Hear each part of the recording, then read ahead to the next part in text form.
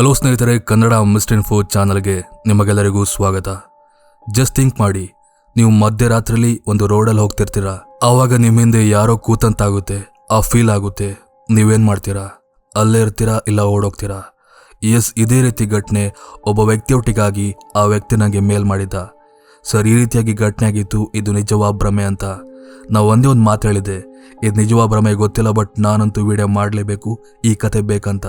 So ಸರಿ ಮಾಡಿ ಅಂದ. ಸೊ ಆ ಕತೆ ಇವಾಗ ನಿಮ್ಮ ಮುಂದೆ. ಈ ಸಾಕಲ್ಲ ಬಿಲ್ಡಪ್ಗೆ. ಸೊ ಹಾಗಾದ್ರೆ ಹೆಚ್ಚಿನ ಟೈಮ್ ವೇಸ್ಟ್ ಮಾಡದೆ ಸೀದಾ ಈ ಕತೆ ಕಡೆ ಹೋಗೋಣ. ತಮ್ನಲ್ಲಿ ನೋಡಿದ ಕೂಡಲೇ ನಿಮ್ಗೆಲ್ಲ ಆಲ್ರೆಡಿ ಗೊತ್ತಾಗೋಗಿದೆ ಈ ಕತೆ ಎಲ್ಲಿ ಅಂತ. ಅಫ್ಕೋರ್ಸ್ ಮೈಸೂರು ರೋಡಲ್ಲಿ ಆದಂತ ಒಂದು ನೈಜ ಘಟನೆ ಇದು. ಹಾಗೆ ಈ ಘಟನೆನ ಎಕ್ಸ್ಪೀರಿಯನ್ಸ್ ಮಾಡಿದ ಆ ವ್ಯಕ್ತಿ ಹೆಸರು ನಿತೀಶ್ ಅಂತ. ಅವ್ನು ವರ್ಕ್ ಮಾಡೋದು ಒಂದು ಕಾಲ್ ಸೆಂಟರ್ ಅಲ್ಲಿ. ನೈಟ್ ಶಿಫ್ಟ್ ಇದ್ದೇ ಇರುತ್ತೆ, ನಿಮ್ಗೆ ಗೊತ್ತಿರುತ್ತೆ ಕಾಲ್ ಸೆಂಟರ್ ವರ್ಕ್ ಹೇಗಿರುತ್ತೆ ಅಂತ. ಸೊ ವಾರಕ್ಕೊಂದ್ಸಲ ಅವನು ಡೇ ಶಿಫ್ಟ್ ಮಾಡಿದ್ರೆ ಮತ್ತೊಂದು ವಾರ ನೈಟ್ ಶಿಫ್ಟ್ ಮಾಡ್ತಿದ್ದ. ಸೊ ಅದೇ ರೀತಿ ಅವನ ಒಂದು ಕೆಲಸ ಸರ್ಕ್ಯುಲೇಟ್ ಆಗ್ತಾ ಹೋಗ್ತಿರುತ್ತೆ. ಹೀಗಿರುವಾಗ ಒಂದಿನ ರಾತ್ರಿ ಅವನು ಕೆಲಸ ಮುಗಿಸಿ ಸೀದಾ ಮನೆಗೆ ಹೋಗ್ತಾನೆ. ಹಾಗೆ ಬೆಳಗ್ಗೆ ಎದ್ದ ಕೂಡಲೇ ಬೇಗ ರೆಡಿಯಾಗಿ ಹೊರಡ್ತಾನೆ, ಯಾಕಂದ್ರೆ ಆವತ್ತು ಅವನ ರಜೆ. ಅವನು ಹೊರಟಿದ್ದು ಅವನ ಊರಿಗೆ. ಊರಲ್ಲೊಂದು ಫಂಕ್ಷನ್ ಇದ್ದ ಕಾರಣ ಅವನು ಅದೇ ಕೂಡಲೇ ಬಸ್ ಹಿಡಿದು ತನ್ನ ಊರಿಗೆ ಹೋಗ್ತಾನೆ. ಆದ್ರೆ ಆ ರಾತ್ರಿ ಕೆಲಸ ಮುಗಿಸಿ ಬಂದಾದ ನಂತರ ಅವನಿಗೆ ಯಾಕೋ ತುಂಬಾ ಸುಸ್ತ್ ಫೀಲ್ ಆಗ್ತಿತ್ತು. ಸರಿಯಾಗಿ ನಿದ್ದೆ ಮಾಡಿದ್ರು ಕೂಡ ಅವನಿಗೆ ಯಾಕೋ ಸುಸ್ತ್ ಫೀಲ್ ಆಗ್ತಿತ್ತು. ಬಸ್ಸಲ್ಲಿ ನಿದ್ದೆ ಮಾಡುವ ಅಂದ್ಕೊಂಡ್ರು ಕೂಡ ಅವನಿಗೆ ನಿದ್ದೆ ಮಾಡ್ಲಿಕ್ಕಾಗ್ಲಿಲ್ಲ. ಕೆಲವರಿಗೆ ಬಸ್ ಜರ್ನಿಲಿ ನಿದ್ದೆ ಬರುತ್ತೆ, ಇನ್ನ ಕೆಲವರಿಗೆ ಬರಲ್ಲ. ಸೊ ಇವನು ಎರಡನೇ ಕ್ಯಾಟಗರಿ. ಅವನು ನಿದ್ದೆ ಮಾಡೋದು ಕಮ್ಮಿ. ನಿದ್ದೆ ಮಾಡ್ಬೇಕಂತ ಅಂದ್ಕೊಂಡ್ರು ಕೂಡ ನಿದ್ದೆನೆ ಬರದೆ ಅದೇ ಕೂಡಲೇ ಮನೆಗೆ ಹೋಗ್ತಾನೆ. ಮನೆಗೆ ಹೋದಾದ ನಂತರ ಫಂಕ್ಷನ್ ಎಲ್ಲ ಮುಗಿಸಿ ಆ ರಾತ್ರಿ ಮಲ್ಕೋತಾನೆ. ಅದು ಮಧ್ಯರಾತ್ರಿ ಒಂದ್ ಸುಮಾರು 12 ಗಂಟೆ ಆಗಿರ್ಬೋದು. ಮಾಮೂಲಾಗಿ ಅವನಿಗೆ ಆ ಟೈಮಲ್ಲೆಲ್ಲ ಎಚ್ಚರ ಆಗಲ್ಲ, ಬಟ್ ಆವತ್ತ್ಯಾಕೋ ಎಚ್ಚರ ಆಗಿತ್ತು. ಫಂಕ್ಷನ್ನ ಸುಸ್ತೋ ಅಥವಾ ನೈಟ್ ಕೆಲಸದ ಸುಸ್ತೋ ಗೊತ್ತಿಲ್ಲ, ಬಟ್ 12 ಗಂಟೆಗೆ ಎಚ್ಚರವಾಗಿ ಅವನು ನೀರು ಕುಡಿತಾನೆ. ಅವಾಗ ಯಾಕೋ ಅವನ ಗಮನ ಅಲ್ಲಿದ್ದ ಕಿಟಕಿ ಪಕ್ಕ ಹೋಗುತ್ತೆ. ಅವನು ಅಬ್ಸರ್ವ್ ಮಾಡ್ತಾನೆ, ಆ ಕಿಟಕಿ ಹಿಂದೆ ಯಾವುದೋ ಆಕೃತಿ ನಿಂತಿರುತ್ತೆ. ಅಂದ್ರೆ ಕಪ್ಪು ಬಣ್ಣದ ಒಂದು ಛಾಯೆ ನೆರಳಂತ ನೋಡಿ ಅಲ್ಲಿ ನಿಂತಿತ್ತು. ಅವನದೇ ಕೂಡಲೇ ಲೈಟ್ ಆನ್ ಮಾಡ್ತಾನೆ. ಶಾಕಿಂಗ್ಲಿ ಆವಾಗ ಆ ನೆರಳು ಅಲ್ಲಿಂದ ಮಾಯವಾಗಿತ್ತು. ಮತ್ತೆ ಅವನ್ ಮಾಡ್ತಾನೆ, ಮತ್ತೆ ಪುನಃ ಆ ನೆರಳು ಕಾಣುತ್ತೆ. ಇವನು ಭಯದಲ್ಲಿ ಅದೇ ಕೂಡಲೇ ಕೂಗ್ಕೊಂಡು ಅಲ್ಲಿಂದ ಹೊರಗೆ ಹೋಗ್ತಾನೆ. ಹಾಗೆ ಮನೆಯವರ ಹತ್ತಿರ ಆಗಿದ್ದ ಎಲ್ಲಾ ವಿಷಯ ಹೇಳ್ತಾನೆ. ಮಲಗಿದ್ದೆ, ಎಚ್ಚರವಾಯ್ತು, ಆಮೇಲೆ ನೋಡಿದ್ರೆ ಈ ರೀತಿ ಆಕೃತಿ ತೋರ್ತು ಅಂತ. ಈ ಎಲ್ಲ ಕೂಡ ಮೇಲ್ ಬರ್ತಾರೆ, ಈ ಎಲ್ಲ ಕಡೆ ಕೂಡ ಸರ್ಚ್ ಮಾಡ್ತಾರೆ, ಬಟ್ ಆ ರೂಮ್ ಒಳಗೆ ಯಾರು ಕೂಡ ತೋರದಿಲ್ಲ.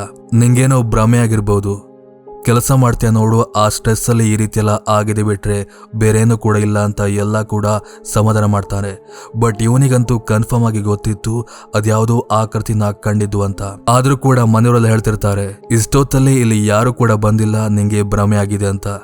ಮನೆಯವರೆಲ್ಲ ಇಷ್ಟ ಹೇಳ್ತಿದಾರೆ ಅಂದ್ರೆ ಮೋಸ್ಟ್ಲಿ ಭ್ರಮೆ ಇರ್ಬೇಕಂತ ಇವನು ಕೂಡ ಸುಮ್ನಾಗ್ತಾನೆ. ಸೊ ಅದು ಆ ರಾತ್ರಿಯ ಘಟನೆ. ಆದ್ರೆ ಅದರ ನೆಕ್ಸ್ಟ್ ಡೇ ಅದಕ್ಕಿಂತ ಮೀರಿದ ಒಂದು ಘಟನೆ ಆಗುತ್ತೆ. ಅದೇ ಮಧ್ಯರಾತ್ರಿ ಅವನಿಗೆ ಕರೆಕ್ಟ್ ಆಗಿ ನಿನ್ನೆ ಯಾವಾಗ ಎಚ್ಚರ ಆಯ್ತು ನೋಡಿ ಅದೇ ಟೈಮ್ಗೆ ಎಚ್ಚರವಾಗುತ್ತೆ. ಈ ಸಲ ಆಕೃತಿ ತೋರಲ್ಲ, ಬದಲಾಗಿ ಮನೆಯ ಸೀಲಿಂಗ್ ಫ್ಯಾನ್ ಇದ್ದಕ್ಕಿದ್ದಾಗೆ ರೌಂಡ್ ಆಗ್ಲಿಕ್ಕೆ ಸ್ಟಾರ್ಟ್ ಆಗಿತ್ತು. ಇವನು ಫ್ಯಾನ್ನ ಆಫ್ ಮಾಡಿದ್ದ, ಚೆಕ್ ಮಾಡ್ತಾನೆ ಕೂಡ, ಆದ್ರೂ ಕೂಡ ಫ್ಯಾನ್ ಇದ್ದಕ್ಕಿದ್ದಾಗೆ ತಿರುಗ್ತಿತ್ತು. ಹೊರಗಿನ ಗಾಳಿಗೆ ತಿರುಗ್ತಿರ್ಬೋದಂತ ಅನ್ಕೊಂಡ್ರು ಈ ರೀತಿ ಸ್ಪೀಡಲ್ಲಿ ತಿರುಗ್ಲಿಕ್ಕೆ ಚಾನ್ಸ್ ಇಲ್ಲ. ಫ್ಯಾನ್ ಸ್ಪೀಡನ್ನ 4-5ರಲ್ಲಿ ಇಟ್ಟರೆ ಯಾವ ರೀತಿ ತಿರುಗುತ್ತೆ ನೋಡಿ, ಅದೇ ರೀತಿ ಆ ಫ್ಯಾನ್ ತಿರುಗ್ತಿತ್ತು. ಅದೇ ಕೂಡಲೇ ಮನೆಯವ್ರನ್ನ ಕರೆ ತೋರಿಸ್ತಾನೆ. ಮನೆಯವ್ರು ಇವಾಗ ಕೂಡ ಅದಕ್ಕೊಂದು ಸೈಂಟಿಫಿಕ್ ರೀಸನ್ ಕೊಡ್ತಾರೆ. ಮೋಸ್ಟ್ಲಿ ಎಲೆಕ್ಟ್ರಿಕ್ ಪ್ರಾಬ್ಲಮ್ ಇಂದ ಈ ರೀತಿ ಎಲ್ಲ ಆಗಿರ್ಬೋದಂತ, ಬಿಟ್ರೆ ಬೇರೇನು ಕೂಡ ಇಲ್ಲ ಅಂತ. ಆಮೇಲೆ ಆ ಫ್ಯಾನ್ ಇದ್ದಕ್ಕಿದ್ದಾಗೆ ಸ್ಟಾಪ್ ಆಗಿತ್ತು ಕೂಡ. ಇವನಿಗೆ ಅರ್ಥ ಆಗಲ್ಲ, ಇವನು ಈ ಮನೆಗೆ ಬಂದಾಗಿಂದ ವಿಚಿತ್ರವಾದ ಘಟನೆ ಎಲ್ಲ ಎಕ್ಸ್ಪೀರಿಯನ್ಸ್ ಮಾಡ್ತಿದ್ದ. ಅದು ಯಾವುದಕ್ಕಂತ ಇವನಿಗೆ ಕೂಡ ಅರ್ಥ ಆಗೋದಿಲ್ಲ. ಅಂಡ್ ಒಂದಿನ ಮಿತಿ ಮೀರಿ ಅವನ ಬೆನ್ ಮೇಲೆ ಗಾಯದ ಮಾರ್ಕ್ ಎಲ್ಲ ಆಗ್ಲಿಕ್ಕೆ ಸ್ಟಾರ್ಟ್ ಆಗಿದ್ದವು. ಅಂದ್ರೆ ಆ ಟೈಮಲ್ಲಿ ಒಂದು ಮಾತಿತ್ತು, ಮಧ್ಯಾಹ್ನದ ಮೇಲೆ ಮಕ್ಕಳು ಆಟ ಆಡ್ಲಿಕ್ಕೆ ಹೋದ್ರೆ ದೆವ್ವಗಳು ಮರಳು ಬಿಸಾಡ್ತವೆ, ಅದರಿಂದ ಮೈ ಮೇಲೆ ಗಾಯ ಆಗ್ತವೆ ಅಂತ. ಸೊ ಅದೇ ರೀತಿ ಗಾಯಗಳು ಕೂಡ ಇವನ ಮೈ ಮೇಲಾಗಿದ್ದವು. ಇವನೇನ್ ಸಣ್ಣ ಮಗು ಅಲ್ಲ, ಮಧ್ಯಾಹ್ನ ಆಟ ಆಡೋಕ್ ಹೋಗ್ಲಿಕ್ಕೆ ತನ್ನ ಏನು ಬೇರೆ ಕೆಲಸ ಇದೆ ನೋಡಿ ಅದನ್ನೆಲ್ಲ ಮಾಡ್ತಿದ್ದ. ಆದ್ರೂ ಕೂಡ ಈ ರೀತಿ ಆಗ್ಲಿಕ್ಕೆ ಹೇಗ್ ಸಾಧ್ಯ ಅಂತ ಇವನಿಗೆ ಅರ್ಥ ಆಗಲ್ಲ. ಇವನು ಮನೆಯವ್ರ ಹತ್ರ ಸೀರಿಯಸ್ ಆಗಿ ಹೇಳ್ತಾನೆ, ಇನ್ನೇನೋ ಸಮಸ್ಯೆ ಇದೆ, ನಂಗೆ ಫೀಲ್ ಆಗ್ತಿದೆ ಅಂತ. ಸೊ ಮನೆಯವ್ರಿಗೆ ಗೊತ್ತಾಗುತ್ತೆ ಮೋಸ್ಟ್ಲಿ ಇದು ದೆವ್ವದ ಕಾಟ. ರಾತ್ರಿ ಎಲ್ಲ ಟ್ರಾವೆಲ್ ಮಾಡ್ತಾ ನೋಡಿ ಏನೋ ಆಗಿರ್ಬೋದಂತ. ಅದೇ ಕೂಡಲೇ ಒಬ್ಬ ಮಂತ್ರವಾದಿ ಹತ್ರ ಕರ್ಕೊಂಡು ಹೋಗ್ತಾರೆ.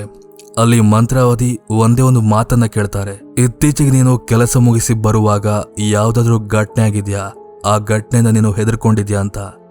ಇವನ್ ನೆನ್ಪು ಮಾಡ್ಕೋತಾನೆ. ಆವಾಗ ಅದೇ ರೂಮಲ್ಲಿ ಕಂಡ ಆಕೃತಿ ಫ್ಯಾನ್ ಅದ್ನಲ್ಲಿ ಹೇಳ್ತಾನೆ. ಆವಾಗ ಮಂತ್ರವಾದಿ ಹೇಳ್ತಾರೆ, ಅದಲ್ಲ, ಅದಕ್ಕಿಂತ ಮುಂಚೆ ಯಾವತ್ತಾದ್ರೂ ಹೆದರ್ಕೊಂಡಿದ್ಯಾ ಅಂತ. ಇವನು ಥಿಂಕ್ ಮಾಡ್ತಾನೆ. ಆವಾಗ ಅವನಿಗೆ ನೆನಪಾಗುತ್ತೆ, ಅವನು ಈ ಊರಿಗೆ ಬರೋ ಹಿಂದಿನ ದಿನ ಕೆಲಸ ಮುಗಿಸಿ ಬರ್ತಿರುವಾಗ ಅವನೊಟ್ಟಿಗೆ ಒಂದು ಭಯಾನಕವಾದ ಘಟನೆ ಆಗಿತ್ತು. ಅವನು ಅದನ್ನೇನು ಸೀರಿಯಸ್ ಆಗಿ ತಗೊಳ್ಳದೆ ಮರ್ತ್ ಬಿಟ್ಟಿದ್ದ. ಬಟ್ ಇದಕ್ಕೂ ಅದಕ್ಕೂ ಸಂಬಂಧ ಇದೆ ಅಂತ ಹೇಳಿದ ಕೂಡಲೇ ಅವನು ಆ ಕಥೆನ ಇವರೊಟ್ಟಿಗೆ ಹೇಳೋಕೆ ಸ್ಟಾರ್ಟ್ ಮಾಡ್ತಾನೆ. ಆ ರಾತ್ರಿ ಅವನ ಆಫೀಸಲ್ಲಿ ಕೆಲಸ ಜಾಸ್ತಿ ಇದ್ದ ಕಾರಣ ಅವನು ಕೆಲಸ ಮುಗಿಸುವಾಗ ತುಂಬಾ ಲೇಟ್ ಆಗಿತ್ತು. ಅವನ ಟೀಮ್ ಅವ್ರ ಹತ್ರ ನಾನು ಬೇಗ ಹೋಗ್ತೆ ಅಂತ ಬೇಡ್ಕೊಂಡ್ರು ಕೂಡ ಕೆಲಸ ಇದ್ದ ಕಾರಣ ಅವನ್ನ ಹೋಗ್ಲಿಕ್ಕೆ ಬಿಡಲ್ಲ. ರಾತ್ರಿ 11:30 ತನಕ ಅವನು ಅದೇ ಆಫೀಸಲ್ಲಿ ಕೂತು ವರ್ಕ್ ಮಾಡ್ತಿದ್ದ. ಮ್ಯಾನೇಜರ್ಗೆ ಬೈಕೊಂಡು ಹಾಗೆ ಹೀಗೆ ಅನ್ಕೊಂಡು ಒಂದ್ ರೀತಿ ಮನಸ್ಸಿಲ್ದಿದ್ರು ಕೂಡ ವರ್ಕ್ ಮಾಡ್ತಾ ಕೂತು ಅಂತೂ ವರ್ಕ್ ಮುಗಿಸಿ ಬೈಕ್ ತೆಗೆದು ಅವನು ಅಲ್ಲಿಂದ ಜರ್ನಿ ಸ್ಟಾರ್ಟ್ ಮಾಡ್ತಾನೆ. ಅವನು ಹೋಗುವ ದಾರಿ ಮೈಸೂರು ರೋಡ್. ಅಫ್ಕೋರ್ಸ್ ಈ ಕತೆ ಕೂಡ ಅದ್ರ ಬಗ್ಗೆನೆ. ಹೀಗೆ ಹೋಗ್ತಿರ್ತಾನೆ. ಆ ರೋಡಲ್ಲಿ 11:30 ಗಾಡಿಗಳಿದ್ರು ಕೂಡ ಅಲ್ಪ ಸ್ವಲ್ಪ ಗಾಡಿಗಳು ಇವನ ಅಕ್ಕಪಕ್ಕ ತಿರುಗುತ್ತಿದ್ದವು. ಸೊ ಹೀಗೆ ಹೋಗ್ತಾ ಹೋಗ್ತಾ ಅವನಿಗೆ ಮುಂದೆ ಒಂದ್ ಕಡೆ ಯಾವುದೋ ಒಂದು ಆಕೃತಿ ತೋರಿ ಬರುತ್ತೆ. ಆ ಆಕೃತಿ ಕೈ ಬೀಸ್ತಿತ್ತು, ಲಿಫ್ಟ್ ಕೇಳೋ ತರ. ಇವನಿಗೆ ಭಯ ಆಗುತ್ತೆ. ಯಾಕಂದ್ರೆ ಯಾವ ರೀತಿ ಒಬ್ಬ ಮನುಷ್ಯ ದೆವ್ವನ ಡಿಸ್ಕ್ರೈಬ್ ಮಾಡ್ತಾ ನೋಡಿ, ಅದೇ ರೀತಿ ಆಕೃತಿ ಕೂಡ ಅಲ್ಲಿ ನಿಂತಿತ್ತು. ಬಿಳಿ ಸೀರೆ, ಉದ್ದ ಕೂದಲು. ಸೊ ಈ ರೀತಿಯಾದ ಒಂದು ಆಕೃತಿ ಅವನಿಗೆ ತೋರುತ್ತೆ. ಇವನು ಆವಾಗ ಗಾಡಿ ನಿಲ್ಲಿಸಲ್ಲ. ಯಾಕಂದ್ರೆ ಇವನು ತುಂಬಾ ಹುಷಾರ್. ಇವನಿಗೆ ಎಲ್ಲಾ ಕಥೆಗಳು ಕೂಡ ಗೊತ್ತಿತ್ತು. ಇವನು ತುಂಬಾ ಹಾರರ್ ಸ್ಟೋರಿ ಕೇಳ್ತಾನೆ. ಸೊ ಈ ರೀತಿ ಲಿಫ್ಟ್ ಕೇಳುವಾಗ ಏನಾದ್ರೂ ಲಿಫ್ಟ್ ಕೊಟ್ರೆ ಅದ್ ನಮ್ಮನ್ನ ಕೊಲ್ಬಹುದು, ನಮಗೆ ಹಾರರ್ ಎಕ್ಸ್ಪೀರಿಯನ್ಸ್ ಆಗ್ಬೋದು ಅಂತಲ್ಲ. ಸೊ ಅವನು ಆ ಮಹಿಳೆನ ನೆಗ್ಲೆಕ್ಟ್ ಮಾಡಿ ಮುಂದೆ ಹೋಗ್ತಾನೆ. ಸೊ ಮುಂದೆ ಹೋಗ್ತಿದ್ದಾಗೆ ಅವನಿಗೇನ್ ಫೀಲ್ ಆಗುತ್ತೆ, ತನ್ನ ಬೈಕ್ನ ಹಿಂದೆ ಯಾರೋ ಕೂತಿರೋ ಹಾಗೆ ಫೀಲ್ ಆಗುತ್ತೆ. ಇವನು ಆ ಮಹಿಳೆಗೆ ಲಿಫ್ಟ್ ಕೊಡ್ತಿದ್ರು ಕೂಡ ಆ ಮಹಿಳೆ ಕೂತಾಗ ಯಾವ ರೀತಿ ವೆಯ್ಟ್ ಬೀಳುತ್ತೆ ನೋಡಿ, ಅದೇ ರೀತಿ ಕೂಡ ಅವನಿಗೆ ಫೀಲ್ ಆಗ್ತಿತ್ತು. ಇವನು ಕೆಲವು ಸಲ ಹಿಂತಿರುಗಿ ನೋಡ್ತಾನೆ, ಹಾಗೆ ಮಿರರ್ ಮೂಲಕ ಕೂಡ ಚೆಕ್ ಮಾಡ್ತಾನೆ. ಬಟ್ ಬೈಕ್ ಮೇಲೆ ಯಾರು ಕೂಡ ಇಲ್ಲ. ಬಟ್ ಅವನಿಗೆ ಫೀಲ್ ಆಗ್ತಿತ್ತು ಯಾರೋ ಕೂತಿದ್ದಾರೆ, ಆ ವೆಯ್ಟ್ ಬೈಕ್ ಮೇಲೆ ಬೀಳ್ತಿದೆ ಅಂತ. ಬಟ್ ಇವನಿಗೆ ಅರ್ಥ ಆಗಲ್ಲ. ಸೊ ಅದೇ ಕೂಡಲೇ ಒಂದ್ ಕಡೆ ಬೈಕ್ ಸೈಡ್ ಹಾಕಿ ಎಲ್ಲ ಕಡೆ ಚೆಕ್ ಮಾಡ್ತಾನೆ, ಸುತ್ತಮುತ್ತ ಬೈಕ್ನ ಹಿಂದೆ ಮುಂದೆ ಎಲ್ಲ ಕಡೆ. ಬಟ್ ಅವನಿಗೆ ಯಾರು ತೋರಲ್ಲ, ಹಾಗೆ ಯಾವುದೇ ರೀತಿಯ ಕೆಟ್ಟ ಎಕ್ಸ್ಪೀರಿಯನ್ಸ್ ಆಗಲ್ಲ.